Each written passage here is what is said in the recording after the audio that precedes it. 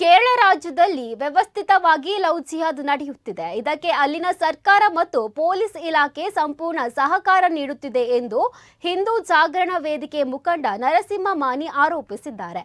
ಮಂಗಳೂರಿನಲ್ಲಿ ಸುದ್ದಿಗೋಷ್ಠಿಯಲ್ಲಿ ಮಾತನಾಡಿದ ಅವರು, ಯುವತಿಯನ್ನು ಹೆತ್ತವರ ಜೊತೆಗೆ ಸೇರಿಸಲು ಸಾಧ್ಯ ಇರುವ ಎಲ್ಲ ಪ್ರಯತ್ನಗಳನ್ನು ಮಾಡುವುದಾಗಿ ಭರವಸೆಯನ್ನು ನೀಡಿದ್ದಾರೆ. ಇದೊಂದು ಯೋಜಿತ ಲವ್ ಜಿಹಾದ್ ಆಗಿದೆ ಎಂದು ಮಾನಿ ಆಪಾದಿಸಿದ್ದಾರೆ. ಇನ್ನು ಈ ಸಂದರ್ಭದಲ್ಲಿ ಹಿಂದೂ ಜಾಗರಣ ವೇದಿಕೆ ಮುಖಂಡರಾದ ಲಿಖಿತ್ ರಾಜ್, ಯುವತಿಯ ಹೆತ್ತವರು ಉಪಸ್ಥಿತರಿದ್ದರು. ಒಬ್ಬ ಮತಾಂಧ ಅಂತ ಹೇಳಬೇಕು. ಯಾಕಂತ ಕೇಳಿದ್ರೆ ಒಂದು ಹದಿಹರೆಯದ ಹುಡುಗಿಯರನ್ನ ದಾರಿ ತಪ್ಪಿಸುವಂತದ್ದು ಇದು ಅತ್ಯಂತ ಕ್ರೂರವಾದಂತ ಕೆಲಸ ಮತ್ತು ಕಾನೂನಿಗೆ ಅತ್ಯಂತ ಶಿಕ್ಷಾರ್ಹದ ಅಪರಾಧ. ಸಮಾಜದಲ್ಲಿ ಯಾರನ್ನು ಕೂಡ ಅಂದ್ರೆ ಒಬ್ಬರು ದಾರಿ ತಪ್ತಾರೆ, ಒಂದು ಸಣ್ಣ ವಯಸ್ಸಿನಲ್ಲಿ ದಾರಿ ತಪ್ತಾರೆ ಅಂತ ಹೇಳುವ ಅವರನ್ನು ಸರಿಪಡಿಸುವಂತ ನಮ್ಮ ಕೆಲಸ. ಅದಕ್ಕೆ ಮತ್ತೊಮ್ಮೆ ಅದೇ ಇದಕ್ಕೆ ತಿರುಗಿಸುವಂತದ್ದು ಅದು ಶಿಕ್ಷಾರ್ಹ ಅಪರಾಧ.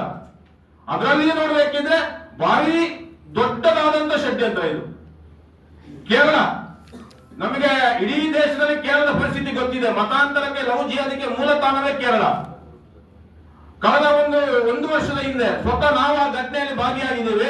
ವಿಸ್ಮಯ ಎನ್ನುವಂತ ಹುಡುಗಿ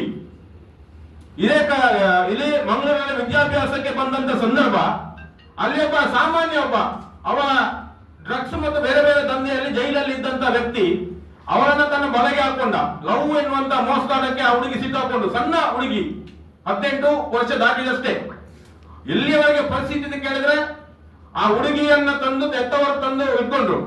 ಬೇರೆ ಕಡೆಗೆ ಅವರನ್ನ ಆ ಹುಡುಗನ ಸಹವಾಸ ಬೇಡ, ಸಂಪರ್ಕ ಆಗಬಾರ್ದು ಅಂತ ಹೇಳಿ ಒಂದ್ ಕಡೆ ಇಟ್ಟಂತ ಸಂದರ್ಭದಲ್ಲಿ ಈ ಹುಡುಗ ಹೋಗಿ ಕೇರಳ ಹೈಕೋರ್ಟ್ ಅಲ್ಲಿ APS ಆಗ್ತಾನೆ.